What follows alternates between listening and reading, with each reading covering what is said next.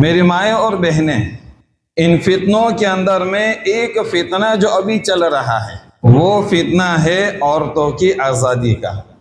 عورتوں کی آزادی کے نام کے اوپر یہ عورتوں کے ساتھ ایک بہت بڑا دھوکہ کیا جا رہا ہے۔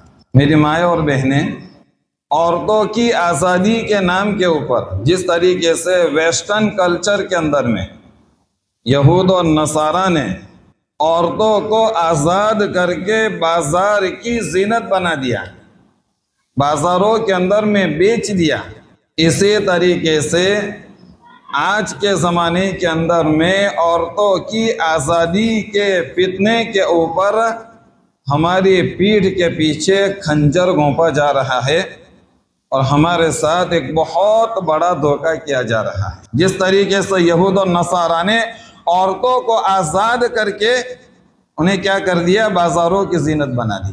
اللہ تعالی ہماری حفاظت فرماوے اور ہم مسلمان عورتوں کی بھی اللہ تعالی حفاظت فرماوے۔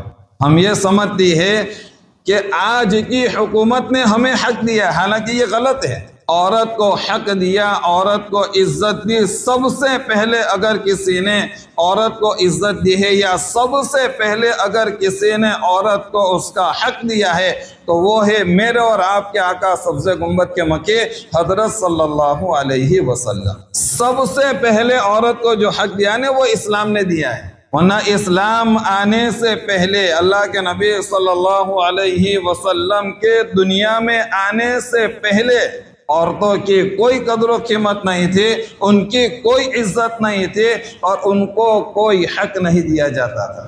اس سے پہلے بھی میں نے جب مستورات کے اندر میں بات کی تھی، اس کے اندر میں نے کہا تھا اللہ کے نبی صلی اللہ علیہ وسلم کے آنے سے پہلے عرب کا حال یہ تھا کہ لڑکیوں کو زندہ درگور یعنی دفن کر دیتے تھے۔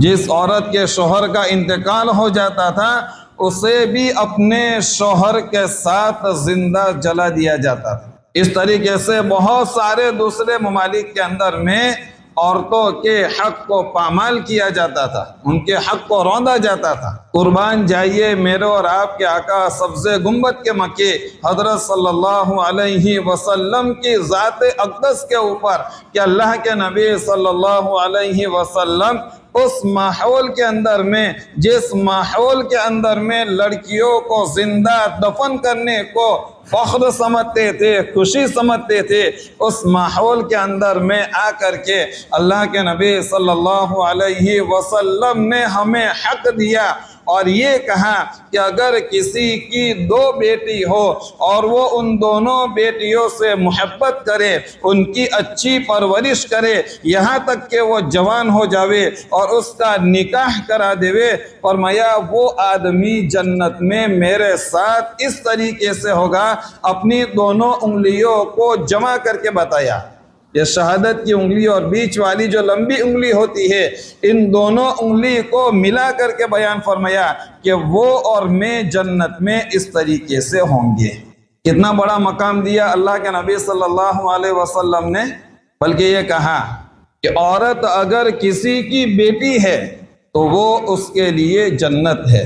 لڑکی جب پیدا ہوتی ہے نا، لڑکی تو وہ کسی مرد کی بیٹی ہوتی ہے۔ تو اللہ کے نبی صلی اللہ علیہ وسلم نے بیان فرمایا، ارشاد فرمایا کہ عورت اگر کسی کی بیٹی ہے تو وہ اس کے لیے جنت ہے۔ اندازہ لگاؤ اللہ کے نبی صلی اللہ علیہ وسلم نے کتنا بڑا مقام عورتوں کو عطا فرمایا ہے۔ مردوں کے لیے جنت کہاں ہے؟ اور وہی بیٹی جب بڑی ہوتی ہے اور بڑی ہونے کے بعد جب وہ نکاح کرتی ہے اور نکاح کرنے کے بعد جب وہ بیوی بنتی ہے تو یہ فرمایا کہ وہ عورت اس کے شوہر کے لیے آدھا ایمان ہے۔ کتنا بڑا مقام دیا۔ بیٹی ہے تو یہ کہا کہ یہ اس مرد کے لیے جنت ہے، اور وہی بیٹی جب بڑی ہو کر کے کسی کے نکاح کے اندر میں آتی ہے تو کیا کہا جاتا ہے کہ یہ اس مرد کے لیے آدھا ایمان ہے۔ اور جب وہی عورت جب کوئی بچہ پیدا کرتی ہے، بچہ جنتی ہے، اور جب وہ کسی کی ماں بنتی ہے تو اللہ کے نبی صلی اللہ علیہ وسلم نے مقام عطا فرمایا، مرتبہ عطا فرمایا اور یہ بیان فرمایا کہ ماں کے قدموں کے نیچے جنت ہے۔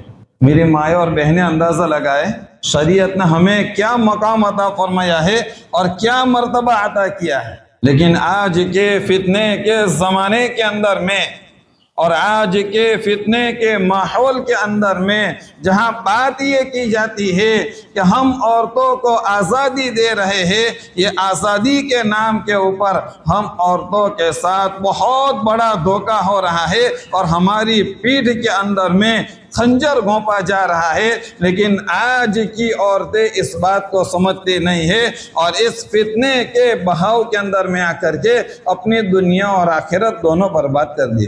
اللہ تعالیٰ حفاظت فرماوے۔